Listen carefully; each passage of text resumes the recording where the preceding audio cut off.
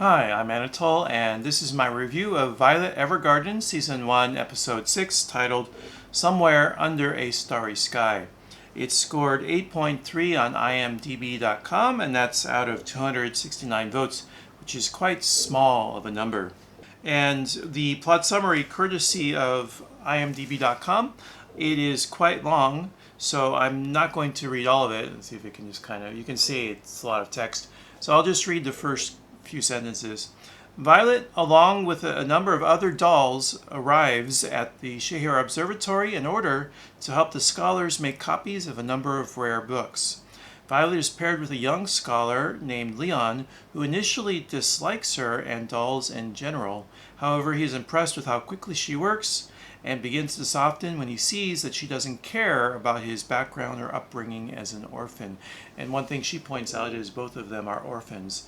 And it occurred to me after watching the episode that, and I'm guessing this is not an influence on the series, or maybe it is, but if it is, it's rather oblique.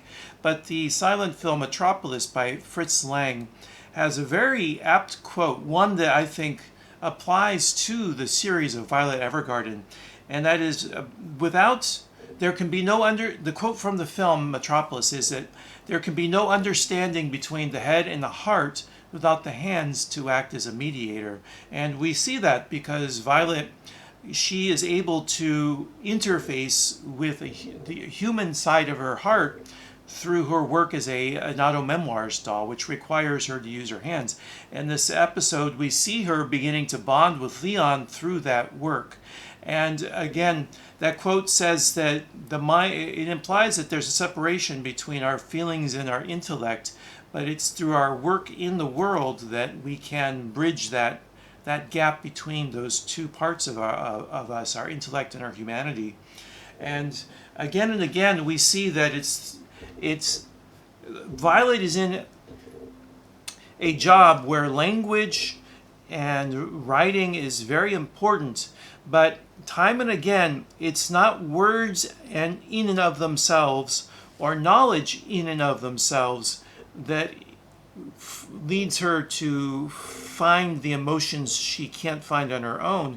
It's the stories and the way that she can relate to the people telling those stories that time and again bring that humanity out of her that has never been fully developed or has been repressed. And there's another motif about this finding empathy that has recurred a couple times, and that's sight.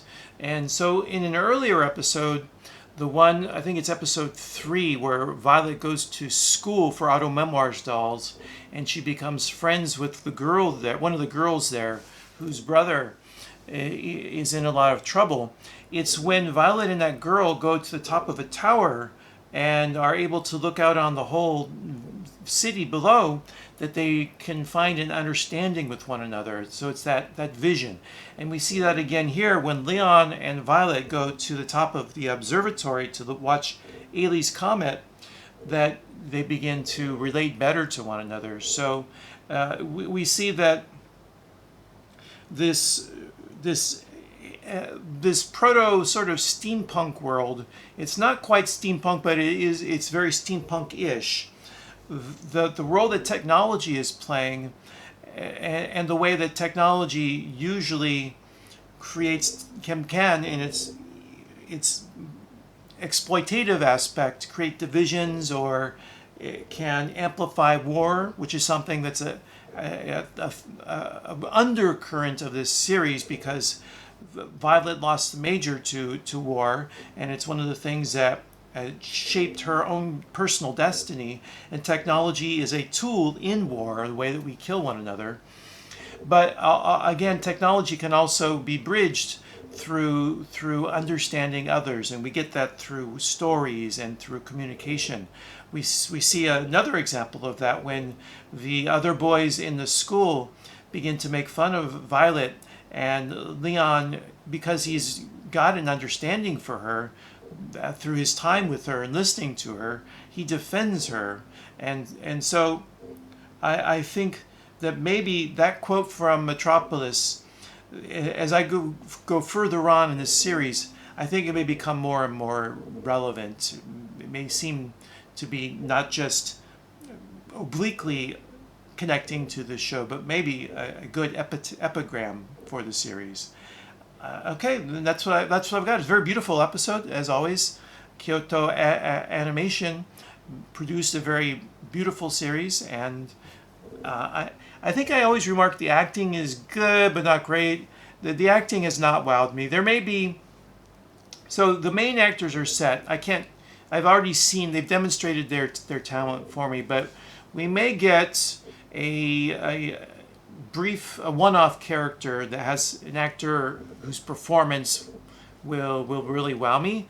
But the fact that none of the performances have wowed me leads me to believe that that's not just an issue with acting, but with casting and direction. And I think, and as I remarked before, it doesn't strike me as bad. It just strikes me as conventional to anime. That none of them have any sort of method in their approach. It's all very, very on the surface. If the line says one thing, they deliver it that. There's not usually much subtext. They don't use pausing or imperfect things like stuttering to bring more realism to the role. So it's just very generic, what you would expect from anime. And it's, I think, maybe the only place where I usually have any sort of criticism is in the acting. But I'm beginning to suspect that it's also direction, because that direction is responsible for casting and for guiding and shaping the performances in a show. So I guess in some way I'm also critiquing the direction. And to end on that dour note, please join me again in my reviews for Violet Evergarden. And I do like the series as much as it may sound like I don't, having ended it on that negative note. I better end there while I still have words to speak. So I hope you'll join me again. Until next time, take care and be well. Goodbye.